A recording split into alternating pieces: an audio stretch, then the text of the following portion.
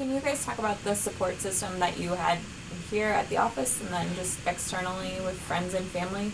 So that is one thing that I can't stress enough for anybody who's going through fertility issues. First of all, the word infertility, to me, it's like incompetent, incomplete. There's so many other in words that are so negative, and infertility is just another word. I hope at some point they rename infertility to some really pretty fancy word that means you can't have a baby without a little bit of help.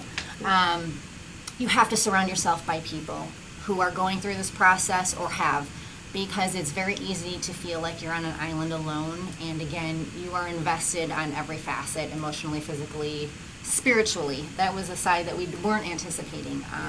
You have to sign paperwork saying, if you die, where do the embryos go? If your spouse dies, if you get a divorce, and it puts everything into a whole perspective, because you're fighting so hard to have a child as it is, and you wonder, are you playing God, trying to make something happen that shouldn't? And then you have it in paper that makes you question it all over again. So you have a lot of gut checks through the process. So having a supportive spouse and a supportive family, and just surrounding yourself that people who know what you're going through, because unless you are in the thick of it, you really don't know. You can read about it and somebody can talk to you, but until you actually go through it and put your body through it. Again, mini IVF is so nominal compared to friends I know who go through a full-blown IVF. The medicine is less, the cost is less, the injections are less, the pills are less. So we were on the blessing side of it, I feel like, but it's an adjustment. It is your new normal. It becomes your life. You become, where can I go to do this injection? We were out at a trivia night. We had to find a coat closet to do an injection. We did injections in the car. I did injections in the airplane. It becomes your new normal. So you have to have a support system. I even joined a support group that meets at the Kirkwood Library here locally, which was phenomenal. You're in a room full of people who completely get what you're going through. They get your hormone swings. They get they understand the bruising that you get. They understand the bloody sheets you wake up with because you had a spot that bled in the middle of the night. So they get it. We didn't have any family locally, so we had to rely on some of these other support structures. So, Dr. Silver, Dr. Pineda set us up extremely well, kind of walked us through the entire process. But to Heather's point, just talking about it, it's at this stage of the game, other people are going through what you're going through. You just don't recognize it because there's such a stigma around it that nobody speaks to it. Just like with miscarriages, which with just the whole infertility subject, it's really suppressed. It's kind of taboo. Quite a bit. It's very taboo. So just talk about it, do your diligence, and you'd be amazed that you probably have neighbors and friends and family that, oh yes, I went through that. So it's just communication and the community that you support yourself with. You need to have a community, and the coordinators here are amazing. Rachel was my coordinator. She hung with me through 8 cycles, which that's a lot. It's a lot of cycles. I remember Dr. Silver telling us most people at 4, they're done. Yeah. They don't want to do anymore.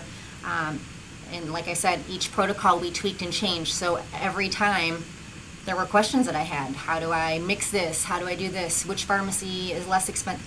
And every question, Rachel would get right back to me and say, I checked the price here, go here, this is how you mix this, send me a link. She would send me paperwork in the mail. That is the starting of your support system. So the coordinators here are amazing. And anytime I had any question, within an hour I would have an email back with the answer, or a nurse would get back to me. I think that's really crucial. I think a lot of patients who would rather talk to the coordinator than me. Yes, no offense. I love seeing you, but it's nice to see you at the transfer. Yeah. But it's really crucial that you have a system like that, because the doctors are busy. I work 70 hours a week, and we have a philosophy here that you can call us every day or 7 times a day, and you'll always get someone who really knows the answer. And if it's something they're a little puzzled about or it's quizzical, they'll always review it with me. And or Dr. DeRosa or Dr. Pineda. Dr. Pineda just retired, unfortunately, Yes. but we still have me and Dr. DeRosa. They don't retire, please. No plans on that. We I still have swim a 6,000 mile every hours. day, and I ski and fish when I have a chance, but I'm in good shape. But the other thing I want to relate to what you said is, when the Japanese first developed vitrification for freezing, and developed mini IVF, which is really quite incredible. It was Dr. Kato, and it would have been in the late 90s. He said, I want to develop a method of IVF without tears. You know, in Japanese, the translations sometimes are hard to get, haiku and all that. But IVF without tears.